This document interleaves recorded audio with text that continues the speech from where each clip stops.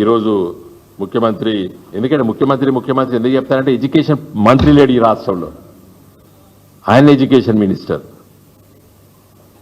దీన్ని ఒక స్పెషల్గా పోయి మాట్లాడి కూర్చొని ఏంది అదే సంగతి చెప్పి వాళ్ళకి ఎక్స్ప్లెయిన్ చేద్దామన్నా కూడా దిక్కులేడు, ఎడ్యుకేషన్ మంత్రి దిక్కులేదు ఈ రాష్ట్రానికి.